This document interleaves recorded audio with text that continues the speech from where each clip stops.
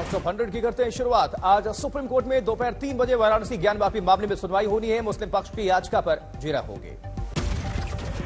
ज्ञानवापी पर supreme court में हिंदू पक्ष के वकील विष्णु जैन ने कुछ और सबूत पेश करने का किया दावा। कल हिंदू पक्ष ने दाखिल किया जवाब, कहा भूखंड के मालिक हैं आदि विश्वेश्वर, औरंगजेब के पास मालिकाना हक नहीं। सुप्रीम कोर्ट में मस्जिद कमेटी ने पूरे सर्वे को दी है चुनौती। शिवलिंग के दावे वाली जगह की सुरक्षा पर भी उठाए सवाल। वजूखाने में हिंदू पक्ष शिवलिंग मिलने का कर रहा है दावा, मुस्लिम पक्ष बता रहा है फव्वारा। हिंदू पक्ष की नंदी के आगे की दीवार गिराने की मांग।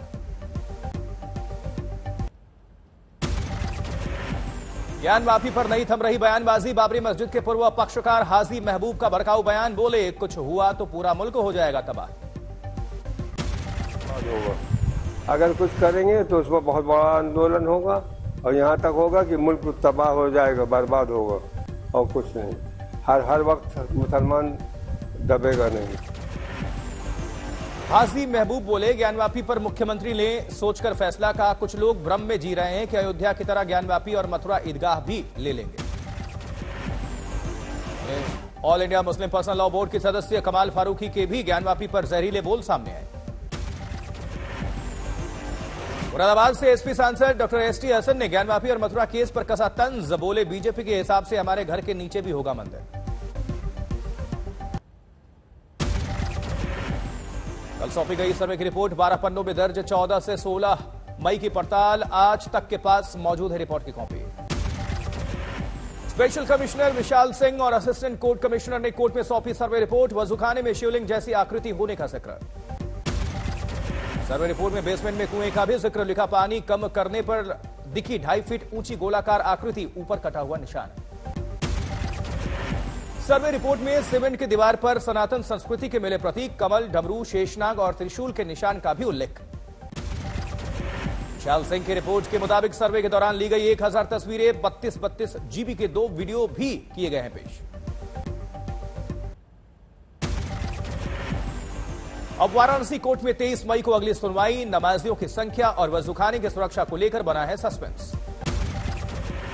श्री कृष्ण जन्मभूमि विवाद में मथुरा सिविल कोर्ट का बड़ा आदेश, अदालत ने याचिका को सुनने योग्य मानकर किया स्वीकार। राजस्थान विधानसभा चुनाव की तैयारी में जुटी बीजेपी। जयपुर में राष्ट्रीय पदाधिकारियों की वर्चुअली संबोधित करेंगे प्रधानमंत्री मोदी। कल जयपुर पहुंचे जेपी नड्डा।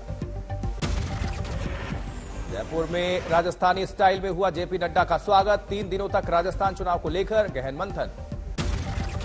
जेपी नड्डा के स्वागत में एयरपोर्ट पर उमड़ा कार्यकर्ताओं का हुजूम। पूर्व सीएम वसुंधरा राजे भी रही मौजूद। दिल्ली विश्वविद्यालय के कार्यक्रम में पहुंचे गृह मंत्री अमित शाह, बोले यूनिवर्सिटी को ना बनाया जाए वैचारिक लड़ाई का अखाड़ा।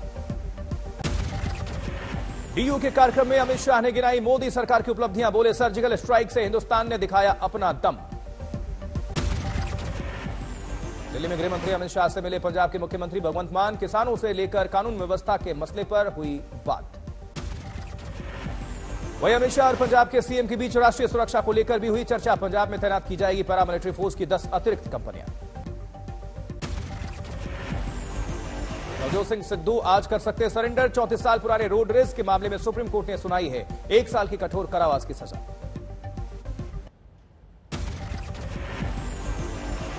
वहीं सिद्धू को पहले सुप्रीम कोर्ट ने इसी मामले में लगाया था जुर्माना। पीड़ित पक्ष के रिव्यू पिटीशन के बाद अदालत ने सुनाई 1 साल की सजा। रोड रेस केस में सुप्रीम कोर्ट के फैसले पर नवजोत सिद्धू ने किया ट्वीट, लिखा मुझे स्वीकार है कानून का फैसला। सुप्रीम कोर्ट के फैसले से पहले पटियाला में सिद्धू ने महंगाई को लेकर निकाला मोर्चा। हाथी पर चढ़कर केंद्र सरकार के खिलाफ हल्ला बोल। पंजाब कांग्रेस के पूर्व अध्यक्ष सुनील जाखड़ ने थामा बीजेपी का दामन। जेपी नड्डा की मौजूदगी में पार्टी में हुए शामिल। बीजेपी में शामिल होने के बाद सुनील जाखड़ ने की प्रधानमंत्री मोदी की तारीफ, कहा मौजूदा वक्त में उनसे बड़ा नेता कोई नहीं।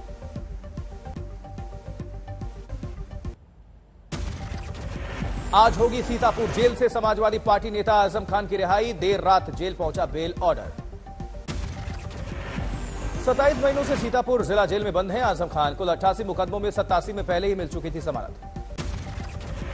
यूपी के मुरादाबाद से समाजवादी पार्टी के सांसद एसटी हसन ने आजम खान की जमानत पर जताई खुशी, बोले सच्चाई की जीत हुई।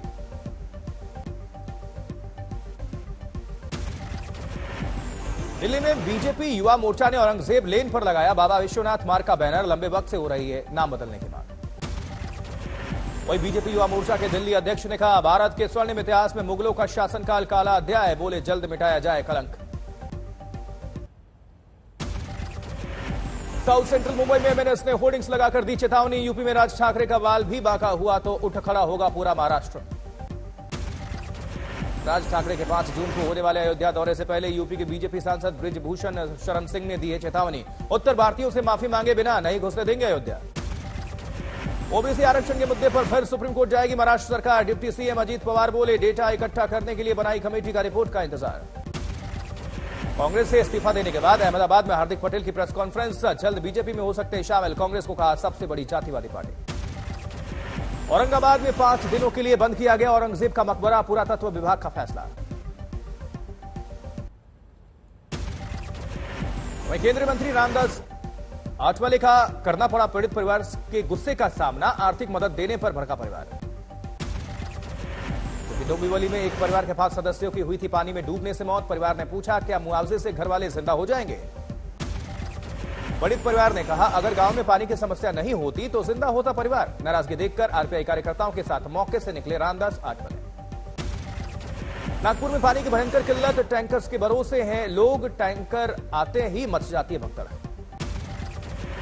वहीं लद्दाख में कार्यक्रम में मशगूल दिखे शिवसेना सांसद संजय राउत और महाराष्ट्र के निर्दलीय विधायक रवि राणा। ठाकरे सरकार ने राणा दंपति पर लगाया राजद्रोह का केस।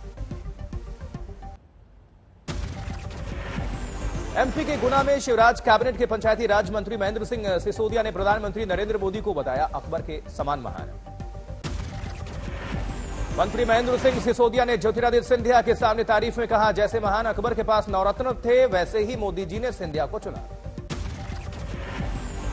कि अकबर में ये छांटने की क्षमता थी कि वो हीरे सही है कि नहीं, और इसलिए नरेंद्र मोदी जी ने सर्वश्रेष्ठ हीरा हमारे गुना जिले को प्रतिनिधित्व करने वाला, मध्य प्रदेश का प्रतिनिधित्व करने वाले हमारे महाराज को चुना उस मंत्रालय के लिए। यूपी के सीएम योगी के निर्देश के बाद सड़क पर उतरे नोएडा के पुलिस कमिश्नर, सड़क पर गश्त करते हुए दिखे आलोक सिंह।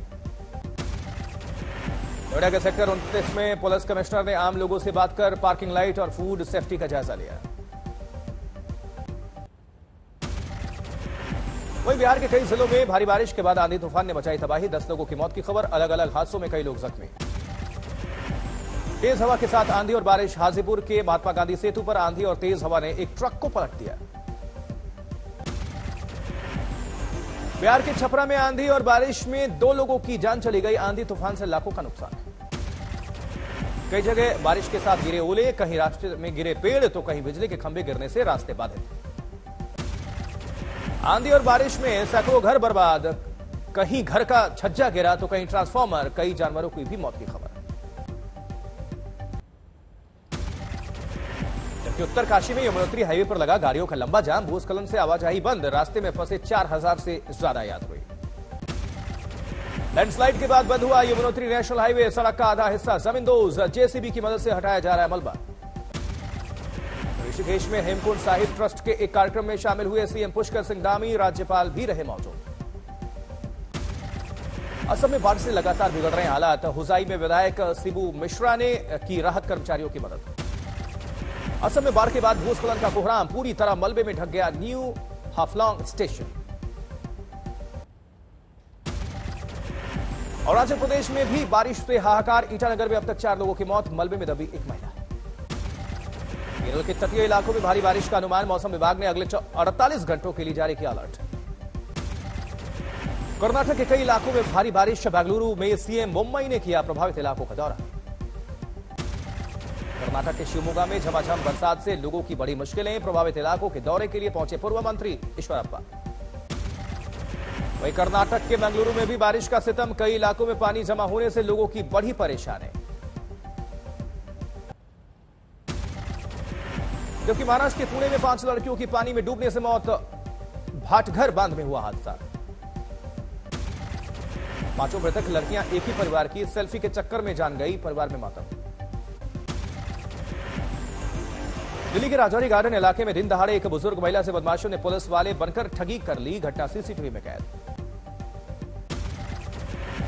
बदमाशों ने महिला से कहा सुरक्षा कारणों से अपने सोने के कंगन लिफाफे में रख लीजिए, बाद में नकली कंगन देकर बदमाश फरार हो गए। एमपी के छिंदवाड़ा में शादी से एक दिन पहले हुई दुल्हन की मौत। खाते वक्त खांसी आने से फूड पाइप में फंस गया खाना, डोली की जगह निकली अर्थी। जम्मू कश्मीर के कटरा के जंगलों में आग का कहर जारी। रियासी के बिड्डा में लगी आग, 6 दिनों से अलग अलग इलाकों में आग का तांडव। वहीं तेज हवा की वजह से भड़क रही जंगलों में आग। वन विभाग, फायर ब्रिगेड दोनों कर रहे हैं आग पर काबू पाने की कोशिश।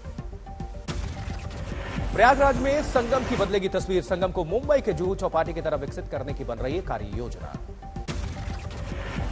संगम पर सैलानियों और श्रद्धालुओं को मिलेगी विश्व स्तरीय सुविधाएं। मोबाइल टॉयलेट और फूड कोर्ट भी बनाए जाने की तैयारी। कानपुर पुलिस पर फिर उठे सवाल। चेन लूट की जांच के नाम पर 2 भाइयों की बेरहमी से पिटाई। कमिश्नर ने गाड़ी रोककर सुनी फरियाद, कार्रवाई का भरोसा।